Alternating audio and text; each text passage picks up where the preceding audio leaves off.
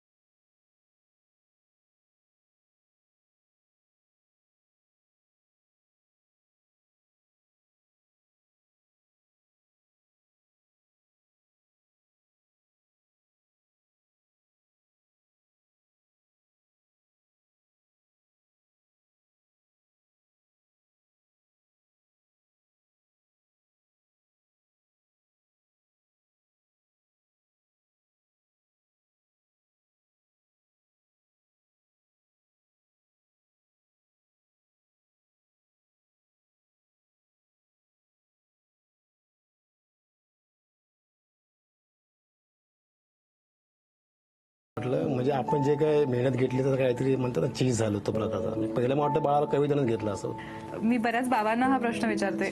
कसं असतं, आई ह्यातून जात असते, सोसतही असते, बरंच झगडत असते या सगळ्या परिस्थितीशी. बाबा त्याचा तितकाच भाग असतात, पण ते स्वतः सोसत नसतात. बाहेर उभं राहून फक्त बघण्याचं काम करत असतात, पण त्रास तेवढाच होतो. तर तुमच्या मनात काय सुरू होतं हे सगळं होत असताना? तुम्ही कसं काय सांभाळलं स्वतः? तरी भरपूर स्ट्रगल होता, पण तिच्या वेदना होतं ते आम्हाला सगळ्यांना वाईट वाटत होतं, पण आम्ही काहीच करू शकत नव्हतं. मी तिला सांगितलं होतं की तू जर आता नाही प्रयत्न केलेस तर उद्या असं नको वाटतं की ठराविक वर्षानंतर की आपण जर अजून थोडे प्रयत्न केले असते तर आपलं अजून चांगलं. म्हणून बोललं की आता तुला त्रास होईल, पण नंतर तू आयुष्यभर तू आनंदी राहशील. ते भरपूर तिने त्रास काढला नाही, आणि तिने पण भरपूर त्रास काढला. म्हणजे कविताने सासूने त्यांनी भरपूर डाएट वगैरे. तिच्या सासूबाई आता नाही आले तिथे, त्या जॉबला आहेत, पण तिचे सासूचा मला खूप विशेष आभार मानायचे, कारण की ती माझ्या पुतणीची सासू. तर म्हणजे मी त्यांचे उपकार ना आयुष्यभर कधीच विसरू शकणार नाही, असं त्यांची माझ्यावरती उपकार खूप.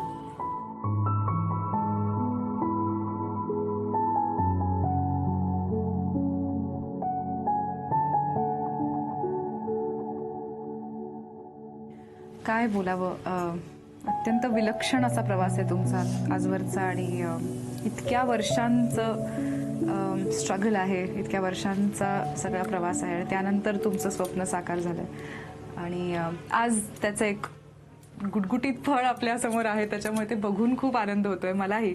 काय गमती जमती करतो? गमती जमती म्हणजे त्याचं तर म्हणजे आई म्हणून मला सगळंच छान वाटत असतं, पण त्याला ना गाण्यांचं खूप खूप क्रेज आहे. खूप म्हणजे इतकी तो उठला की गाणी लागतात, आणि सगळ्यांना शाळेत आता माहित झालंय की समर्थ झोपला तेव्हा गाणी बंद, समर्थ उठला की गाणी चालू. ती गाणी लागली की तो डान्स करणार, आणि गाणी बस आहे. म्हणजे रात्री 12 वाजेपर्यंत गाणी चालू खातच नाही तो कसं खाण्यासाठी गाणी, नाचण्यासाठी गाणी, काही म्हणजे तो खेळण्यांबरोबर फार कमी खेळतो. वा वा वा. आपण आहोत छोटूशा समर्थच्या घरी, आणि त्याच्या आई बाबांची गप्पा मारून झाल्या आहेत. आता आपल्या बरोबर आहे समर्थची बहीण, म्हणजे समर्थच्या आईची पुतणी, जी खरं तर समर्थच्या आईला आपल्या आईसारखीच वाटते, आणि समर्थच्या आईला जे माहेर वाटतं ते ज्यांचं क्लिनिक आहे त्या डॉक्टर वर्षा, त्यांना खूप साथ केली आहे तुम्ही, असं त्यांनी आम्हाला सांगितलंय. तुमच्याकडनं त्यांच्या ट्रीटमेंटबद्दल आणि त्यांच्या या प्रवासाबद्दल आम्हाला जाणून घ्यायचं आहे, पण त्याआधी मी कविताला विचारते, काय अनुभव होता तुझा प्रेग्नन्सीतला? कशी स्वीकारलीस ही जबाबदारी? तिने खूप सहन केलंय, पेन,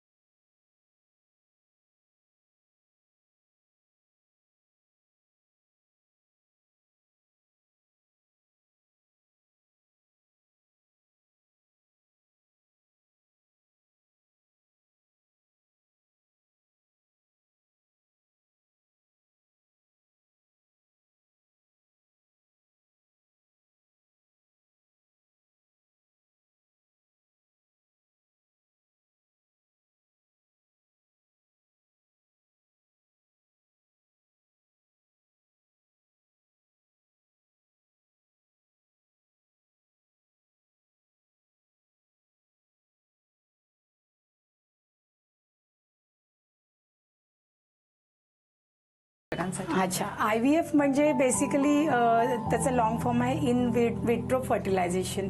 याचा अर्थ इन विट्रो म्हणजे शरीराच्या बाहेर, आणि इन वायव्हो म्हणजे शरीरात. तर ज्या ज्या स्त्रियांना शरीरामध्ये ज्यांना गर्भनलिकेचा त्रास आहे किंवा गर्भनलिकेत किंवा कुठल्या कारणामुळे जे कारण आपल्याला सिद्ध करता येत नाही अशा कारणामुळे गर्भ राहू शकत नाही अशा स्त्रियांना जनरली आपण IVFची मदत घेऊन गर्भधारणा करू शकतो.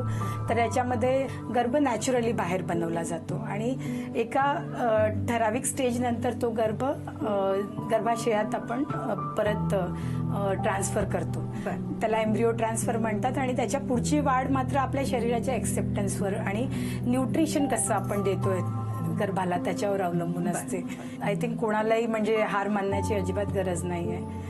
देर इज डेफिनेटली काही ना काहीतरी आन्सर नक्की अवेलेबल आहे आता.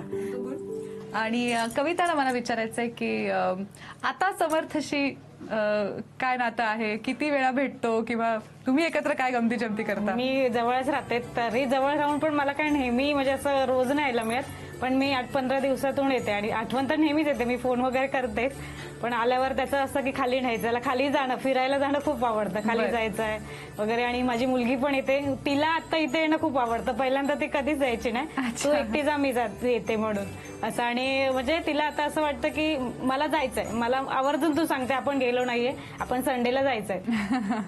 कविता आणि डॉक्टर वर्षा, खूप बरं वाटतं तुमच्या दोघांची ही गप्पा मारून. आणि बऱ्याचदा आई वडिलांचं तर खास नातं असतंच आपल्या बाळाशी, पण ज्यांनी डिलिव्हरी केली त्या डॉक्टर, ज्यांनी हा सगळा प्रवास त्यांच्याबरोबर केला त्या, आणि तुझं तर खूपच खास नातं आहे. अशा सगळ्या लोकांच्या सान्निध्यात तो वाढतोय आणि त्याला खूप प्रेम मिळतं, हे बघून आम्हाला सुद्धा खूप आनंद झालाय. तर आज आपण आहोत छोटूशा समर्थच्या घरी आणि तो आता खूप खुश आहे, कारण आता आपण समर्थच्या घरातल्या सगळ्यांची गप्पा मारणार आहोत. तुम्ही सगळे सुद्धा अनुभवी आहात. तुम्हाला एखादी गोष्ट त्यांना सुचवावीशी वाटली, एखादी गोष्ट बदलावीशी वाटली तर आपण सहसा हे बोलून दाखवत नाही, पण ही संधी आहे तुमच्याकडे. आम्ही या माध्यमाला म्हणतो की ती सांगायचंय मला.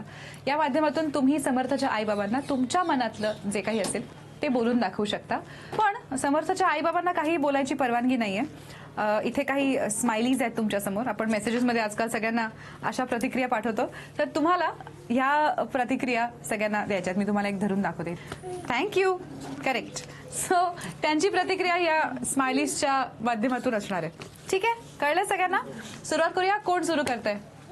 नानू बोला. त्याला कोणत्याही जागी घेऊन जाऊ नको, फक्त आपल्या चारीच्या किंवा काप्रेश्वर मंदिरच्या आवारातच त्याला फिरव, बरं. जेणेकरून त्याला संध्याकाळची वेळ असते, गाड्या वगैरे विभागात जोरात चाललं तसं आपलं लक्ष असतं नसतं आणि आपला एकतर रस्ता लहान आहे, त्याच्यामुळे शक्य तेवढी काळजी घ्या.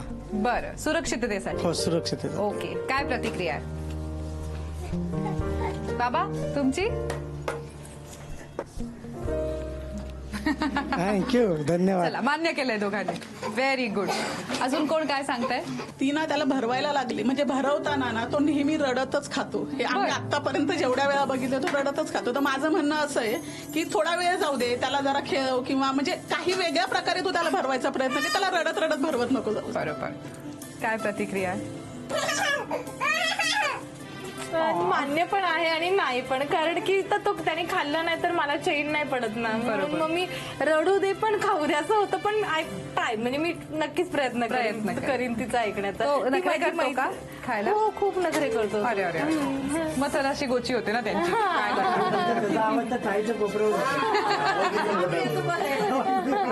खायचा कार्यक्रम सुरू आहे की चाळीच्या टोकावर आवाज जातो.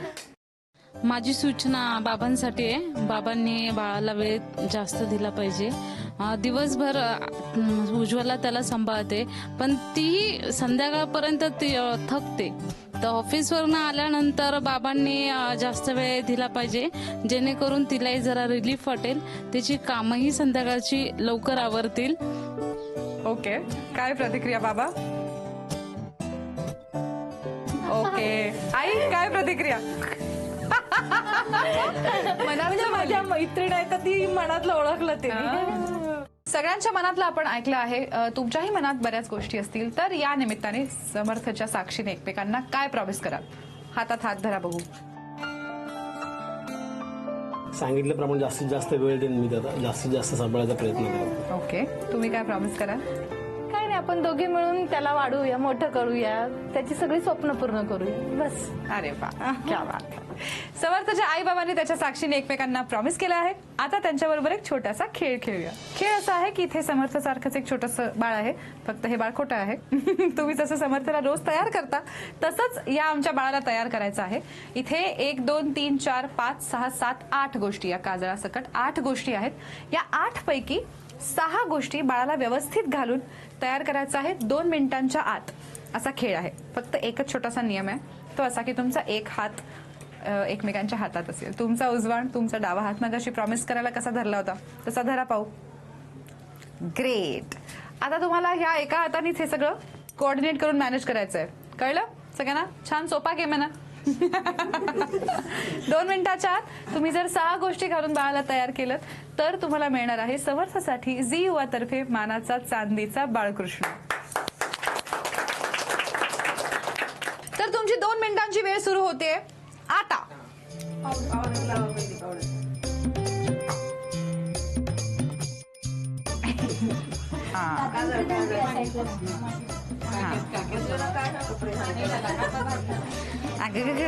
उलट केलं बाळाला.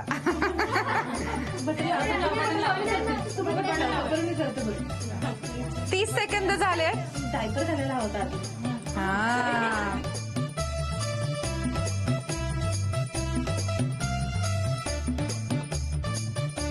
1 मिनिट आणि 15 सेकंद झाले आहेत.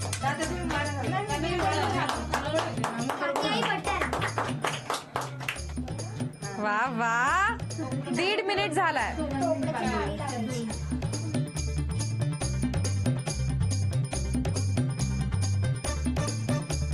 शेवटचे 10 सेकंद राहिले. 10 9 8 7 6 5 4 3 2 1. वेळ संपली. बस बस बस, मला अजून बघवत नाहीये. काजळ लावलंय, पावडर लावली आहे, टोपरं घातलं आहे, झबलं घातलं आहे, टायपर घातला आहे, सॉक्स घातले आहेत. 6 गोष्टी झाल्या. हे मोजायचं का?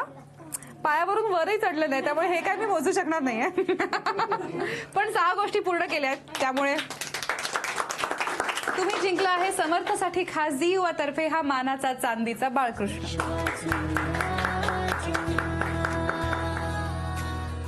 एक अत्यंत मोठा आणि खडतर प्रवास पार पाडून समर्थच्या आईबाबांनी त्यांचं हे येवलूचं स्वप्न साकार केलंय. आज त्यांचे विलक्षण अनुभव ऐकताना खरंच या गोष्टीचा आनंद वाटतो की आज एक निरोगी बाळ त्यांच्या बरोबर आहे आणि त्याच्या इतक्या प्रेमाच्या माणसांबरोबर तो मोठा होतोय. तुम्हाला खूप खूप शुभेच्छा आम्हा सगळ्यांतर्फे. अशाच अनेक इटुकले पिटुकल्यांचं पहिलं बालपण आपण साजरं करणार आहोत आपल्या जिव्हाळ्याच्या कार्यक्रमात, ज्याचं नाव आहे स्पर्श वात्सल्याचा.